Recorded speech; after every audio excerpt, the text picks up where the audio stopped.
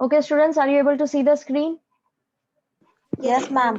अब ये हमारा लास्ट चैप्टर है, framing the constitution, the beginning of a new era. किस तरीके से कॉन्स्टिट्यूशन, हमारा संविधान जो है वो रूप ले रहा है। इंडियन कॉन्स्टिट्यूशन जो है वो इफेक्ट में आया था 26 जनवरी 1950 में, और उसके अंदर काफी सारे चीजें जो है वो मेंशन की गई थी, और उसको काफी समय लगा था बनने में भी। वही सारी चीजें अब आप इसमें पढ़ेंगे इस चैप्टर के अंदर। और ये काफी वर्ल्ड के अंदर सबसे बड़ा कॉन्स्टिट्यूशन है, यानी इतने पेजेस में अभी तक कोई सा भी कॉन्स्टिट्यूशन नहीं है। और यहाँ पर यही चीज बताई गई है कि किस तरीके से इसको लिखा है, क्या इसकी लेंथ रही है, क्या इसके अंदर कॉम्प्लेक्सिटी रही है, कि जिसको समझना कितना थोड़ा थोड़ा अलग है।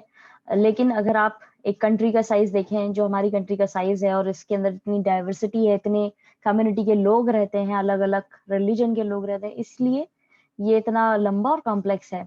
इंडिपेंडेंस के तौर पे ही ये काफी लार्ज जो है, इंडिया जो है वो काफी जब आजादी मिली थी तो इंडिया इतना लार्ज और डाइवर्स नहीं था, और ये बहुत ज्यादा डिवाइडेड था। ठीक है, कॉन्स्टिट्यूशन को इस तरह डिजाइन किया गया जिससे हमारी पूरी कंट्री को साथ में लाया जाए एक नेशन के तौर पर, और इसको ध्यान से बनाया गया।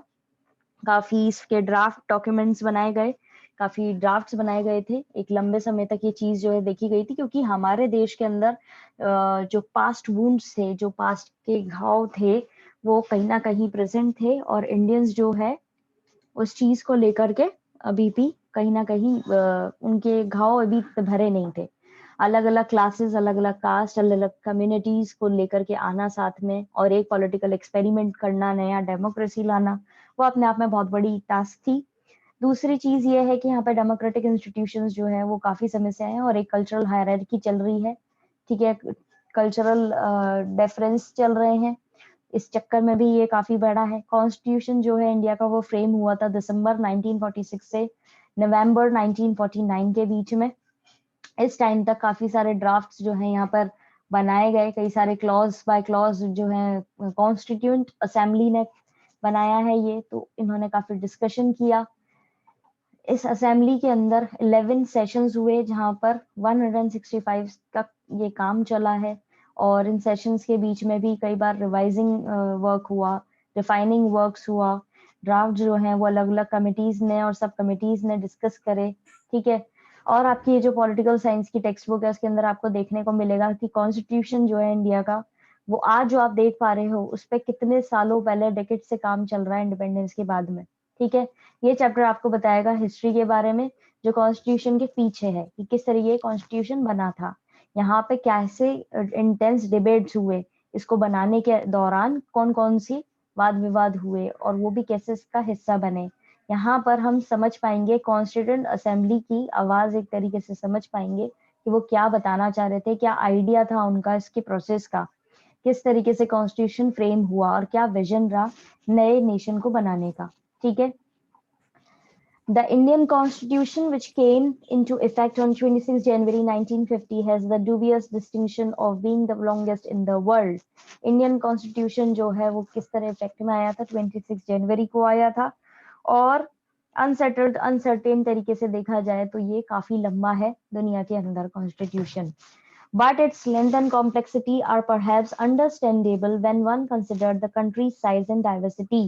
लेकिन इसकी लंबाई, मतलब इसकी लेंथ और इसकी कॉम्प्लेक्सिटी जो है वो आप समझ सकते हैं अगर आप देखें, कंसिडर करें कि हमारी कंट्री का साइज क्या है और वो कितनी डाइवर्स है। At independence India was not merely large and diverse but also deeply divided. आजादी के बाद में इंडिया सिर्फ लार्ज और डाइवर्स ही नहीं बल्कि बहुत ज्यादा डिवाइडेड थी। A constitution designed to keep the country together and to take it forward had necessarily to be an elaborate, carefully worked out and painstakingly drafted document. अगर आप ध्यान दें, कॉन्स्टिट्यूशन को इस तरीके से डिजाइन किया गया है कि वो कंट्री को साथ में लेकर के आए, आगे बढ़ाए, और इसके अंदर नेसेसरी जो जरूरत की एलेबोरेट करना है, इसको आगे बढ़ाना है या इसके अंदर चेंजेस लाने, वो भी किए गए, और इसको केयरफुली ध्यान रखते हुए, काफी पेन लेते हुए काफी सारे ड्राफ्ट्स इसके अंदर बनाए गए। ड्राफ्टेड डॉक्यूमेंट है ये, काफी सारे ड्राफ्ट्स के साथ में बनाया गया है। For one thing it's so to heal wounds of the past. Main इसका पर्पस ये था कि पुराने जो घाव है उनको भर दिया जाए, in the present to make Indians of different classes, caste, communities come together in a shared political experiment. और प्रेजेंट में जो इंडिया के अंदर अलग अलग क्लास, कम्युनिटी, कास्ट है, उनको साथ में लेके आया जाए और एक पॉलिटिकल एक्सपेरिमेंट उनके साथ में किया जाए. For another, it sought to nurture democratic institutions and what had long been a culture of hierarchy and difference. और दूसरी तरीके से देखा जाए तो यहाँ पे डेमोक्रेटिक इंस्टीट्यूशन को इन्होंने करना था सही, इनको नर्चर करना था क्योंकि डेमोक्रेसी लानी थी जो काफी समय से नहीं थी, और यहाँ पर जो हायरार्की चली आ रही थी उसको हटाना था. साथ ही साथ जो डिफरेंस था, जो इनके एक तरीके से सम्मान, आदर सम्मान था, वो भी देना था एक दूसरे को अपने कल्चर के मद्देनजर रखते हुए. The Constitution of India was framed between December 1946 and November 1949. During this time, its drafts were discussed clause by clause in the Constituent Assembly of India. Clause by clause हर एक चीज जो है डिस्कस की गई थी Constituent Assembly के अंदर. In all the Assembly held 11 sessions. पूरी Assembly के अंदर 11 सेशन थे. With sitting spread over 165, जिसमें 165 days तक ये चीज चली. In between the session, the works of revising and refining the drafts was carried out by the various committees and subcommittees. और इस दौरान, इन सेशंस के दौरान बार बार चीजों को रिवाइज किया गया, रिफाइन किया गया ड्राफ्ट्स को, और कमिटीज और सब कमिटीज ने ये काम किया. From your political science textbook, you know what the Constitution of India is, and you have seen how it has worked over the decades since independence. Political science की किताब से आप समझ सकते हैं कि कॉन्स्टिट्यूशन क्या है और इतने डेकेड से इंडिपेंडेंस के बाद से ये किस तरह काम कर रहा है. This chapter will introduce you to the history that lies behind the Constitution and the intense debates that were part of its making. ये चैप्टर आपको बताएगा हिस्ट्री के बारे में जो संविधान को बनाने के पीछे की है, और साथ ही यहाँ पे क्या वाद विवाद हुए इसको बनाने के दौरान. If we try and hear the voices within the Constituent Assembly, we get an idea of the process through which the Constitution was framed and the vision of the new nation formulated. अगर हम कोशिश करें सुनने की और समझने की इस कॉन्स्टिट्यूशन असेंबली को, तो हमें आइडिया पता पड़ेगा कि कॉन्स्टिट्यूशन किस तरह फ्रेम किया गया और क्या उस समय उन लोगों की दिशा थी इस नेशन को आगे बढ़ाने की.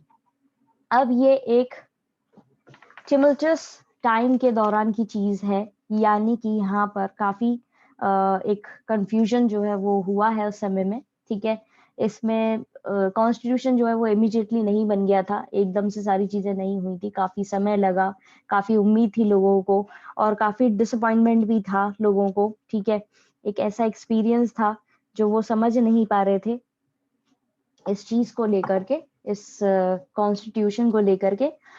15 अगस्त 1947 के समय इंडिया को आजादी तो मिल गई थी, लेकिन फिर भी वो उस समय काफी डिवाइडेड था, और क्विट इंडिया जो स्ट्रगल 1942 की चल रही थी उसकी मेमोरीज भी लोगों के मन में अभी भी ताजा थी.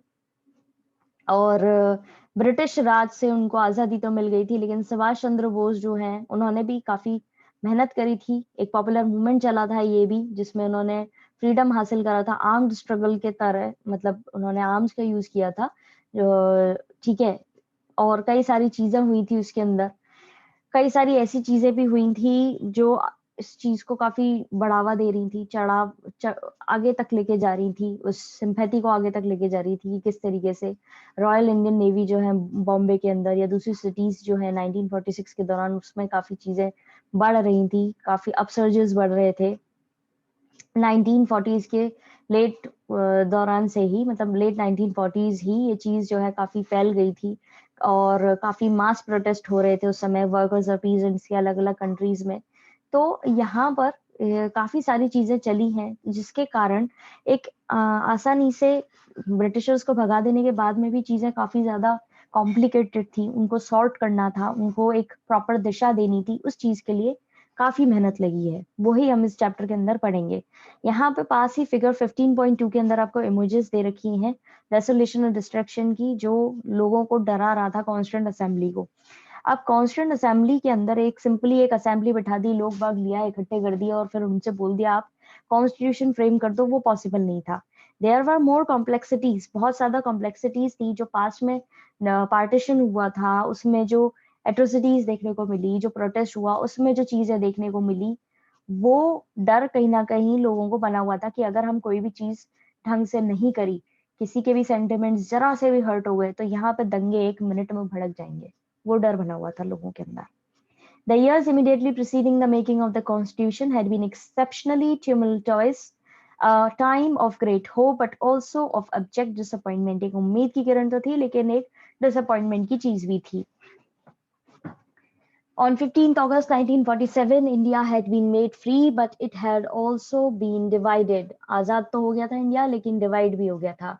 Fresh in popular memory were the Quit India struggle of 1942, perhaps the most widespread popular movement against the British Raj, as well as the bid by Subhash Chandra Bose to win freedom through armed struggle with foreign aid. अब quit India movement जो है उसकी memory भी ताजा थी, साथ ही साथ सुभाष चंद्र बोस ने जो फ्रीडम स्ट्रगल किया था आर्म्ड फोर्सेस के साथ में, उसकी याद भी ताजा थी. And even more recent upsurge has also evoked much popular sympathy. और जो नई रीसेंट चीजें हुई थी उनको लेकर के भी यहाँ पे सिंपैथी थी लोगों के पास में, मतलब लोगों के मन में थी. This was the rising of the ratings of the royal Indian navy. किस तरीके से रॉयल इंडियन नेवी का राइज हो रहा था बॉम्बे में और दूसरी सिटीज में. Through the late 1940s, there were periodic, if scattered, mass protests of workers and peasants in different parts of the country. Late 1940s के दौरान ही काफी अलग अलग जगहों पर मास प्रोटेस्ट भी हुए थे वर्कर्स और पीजेंट्स के द्वारा. एक स्ट्राइकिंग फीचर जो है उस समय में अपसर्ज जो चढ़ रहा था वो था हिंदू मुस्लिम यूनिटी को लेकर के, कि मेन चीज ये देखी जा रही थी कि किसी भी तरीके से हिंदू मुस्लिम्स की यूनिटी जो है उसको मैनिफेस्ट किया जाए, उसको वापस से रीस्टोर किया जाए. कॉन्ट्रास्ट में ही दो लीडिंग इंडियन पॉलिटिकल लीडर्स थे, एक तो कांग्रेस के और दूसरे मुस्लिम लीग के, जो रिपीटेडली फेल हो रहे थे इस चीज को करने में, सेटलमेंट कराने में. ठीक है, दोनों के जो चीजें थी कि सोशल हार्मनी आ सके, वो दोनों ही नहीं कर पा रही थी चीजें, एक तो कांग्रेस और एक मुस्लिम लीग. कलकत्ता के अंदर काफी किलिंग हुई थी, काफी लोग मारे गए थे 1946 की शुरुआत में ही. ये ईयर जो है पूरे टाइम राइट्स वाला ही रहा था, अधिकतर नॉर्दर्न और ईस्टर्न इंडिया के अंदर, जैसे कि आपने 13 और 14 चैप्टर के अंदर देखा होगा. यहाँ पर इन चीजों के बारे में बताया किस तरीके से इस साल में काफी दंगे हुए, काफी वायलेंस हुई, काफी मैसकेयर हुए, काफी मास किलिंग हुई, जिससे पॉपुलेशन जो है और वो क्यों हुई थी, क्योंकि पार्टीशन हो रहा था इंडिया का, वो अनाउंस कर दिया गया था इस वजह से. On striking feature of these popular upsurges was the degree of Hindu-Muslim unity they manifested. इनकी कोशिश थी कि ये हिंदू मुस्लिम यूनिटी वापस से लेके आई जाए. In contrast, the two leading Indian political parties, the Congress and the Muslim League, had repeatedly failed to arrive at a settlement that would bring about religious reconciliation and social harmony. और ये वही चीज जो मैंने भी आपको बताई, ये दोनों ही लीडर्स जो थे ये बिल्कुल भी सेटलमेंट नहीं करा पा रहे थे और ये बिल्कुल फेल हो रहे थे इस चीज को सॉर्ट करने में. The Great Calcutta Killings of August 1946 began a year of almost continuous rioting across northern and eastern India.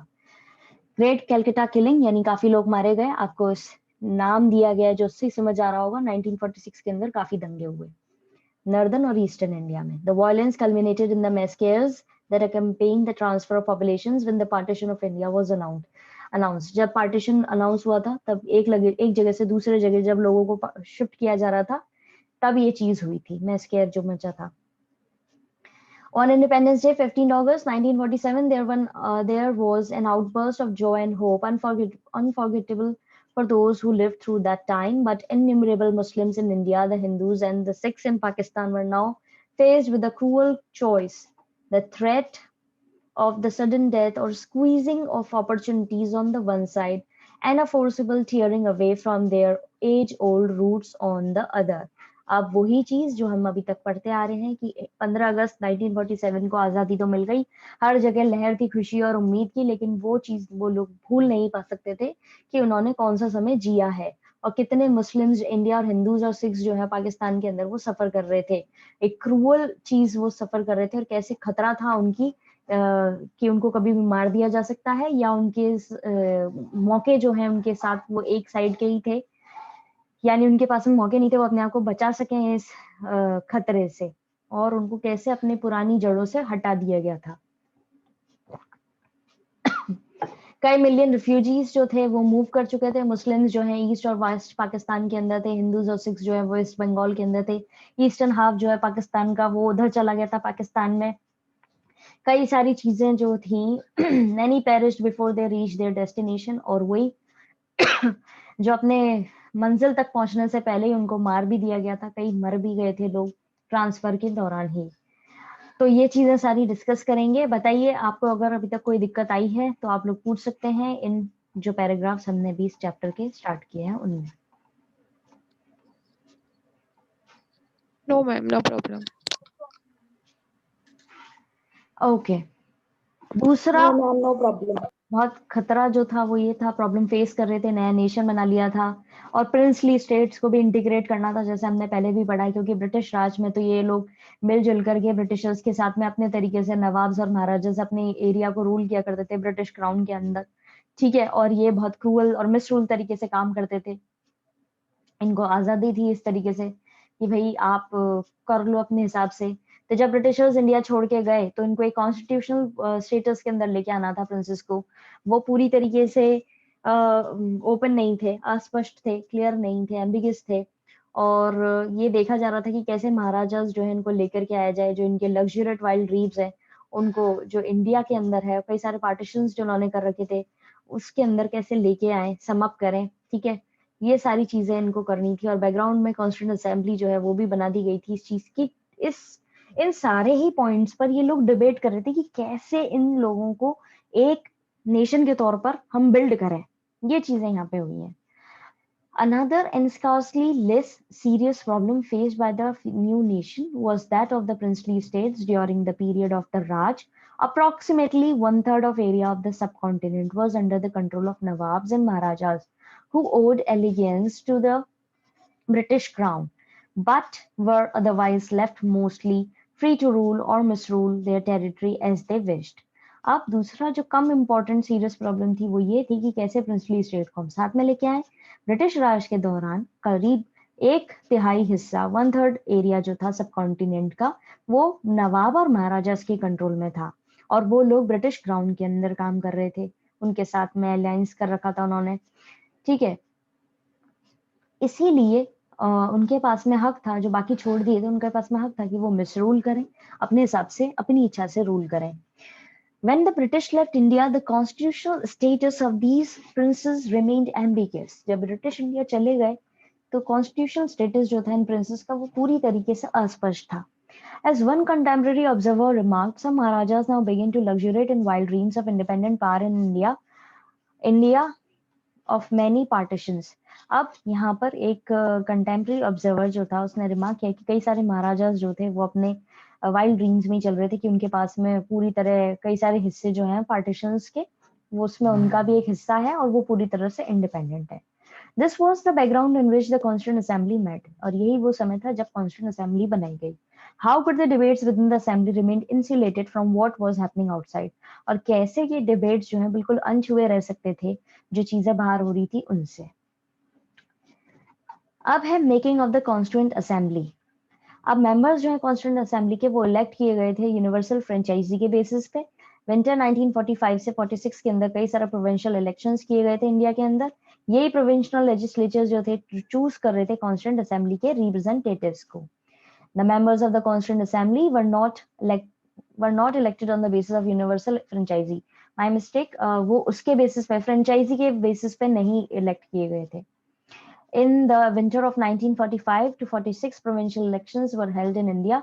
45 से 46 के अंदर कई जगहों पर इलेक्शन कराए गए थे इंडिया में। यही the provincial legislatures then chose the representatives of the constituent assembly, और इन्हीं provincial legislatures ने चूज किया था इन constituent assembly के representatives को।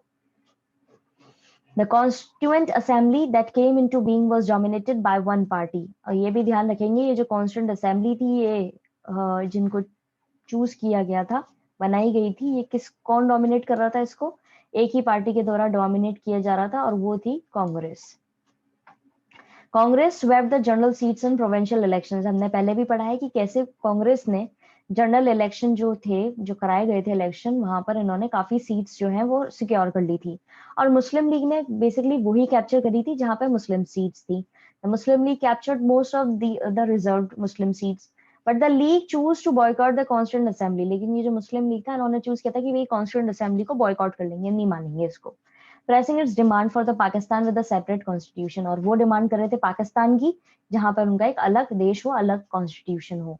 The socialist who were initially unwilling to join, और सोशलिस्ट जो थे, सोशलिस्ट पार्टी के जो लीडर्स थे वो भी इच्छा नहीं थी उनकी भी ये ज्वाइन करें। And for they believe the constituent assembly was a creation of the British, क्योंकि उनका मानना था कि ये कॉन्स्टिट्यूंट असेंबली जो बनाई गई है ये ब्रिटिशर्स का ही एक क्रिएशन है।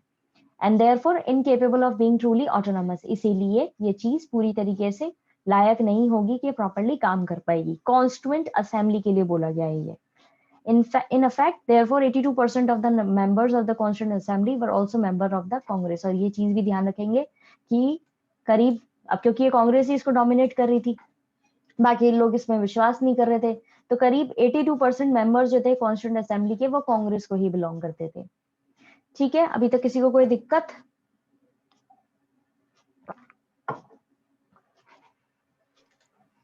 No ma'am.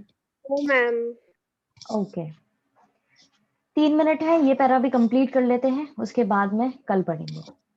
The Congress however was not a party with one voice, इसलिए कांग्रेस जो है वो एक पार्टी की आवाज ही नहीं बन के रह गई थी। Its members deferred in their opinion on critical issues. हमने देखा है कि कांग्रेस जो थी वो पहले से ही काफी सारी एक छोटी छोटी इसके अंदर पार्टीज बनी हुई थी, हमने पहले के चैप्टर्स में पढ़ा है, और उन लोगों की डिफरेंट आइडियोलॉजीज भी थी। तो यहाँ पे भी यही चीज बताई गई कि उनकी ओपिनियंस बहुत डिफरेंट हुआ करती थी अलग अलग इश्यूज पर। Some members were inspired by the socialism, while others were defenders of landlordism। अब कुछ मेंबर्स जो थे वो सोशलिज्म से इंस्पायर थे, कुछ लोग जो थे, और वो भी कांग्रेस के अंदर ही, कुछ लोग डिफेंड करते थे लैंडलॉर्डिज्म को। Some were close to communal parties, while others were assertively secular। कुछ कम्युनल पार्टीज के पास में थे, मतलब उनके नजदीक थे, और कुछ जो थे वो सेक्युलर पार्टीज के फेवर में थे। Through the national movement, Congress members had learned to debate their ideas in public and negotiate their differences। Congress party जो है उन्होंने सीख लिया था कि किस तरीके से अपने डिफरेंसेस को उनको सॉर्ट आउट करना है, और किस तरीके से अपने आइडियाज को उनको पब्लिक में डिबेट करना है। Within the constituent assembly two Congress member did not sit quiet. और कॉन्स्टिट्यूंट असेंबली के साथ जो अंदर इनके मेंबर्स थे, कांग्रेस मेंबर जो है वो समझ चुके थे कि उनको अब चुपचाप नहीं बैठना है। ठीक है, अभी तक किसी को कोई दिक्कत तो आप लोग पूछ सकते हैं। No No, ma'am, no ma'am. Problem. Ma'am. Yes, ma'am. Okay, thank you for your time. Thank you ma'am. God bless you all. Have a nice day ahead.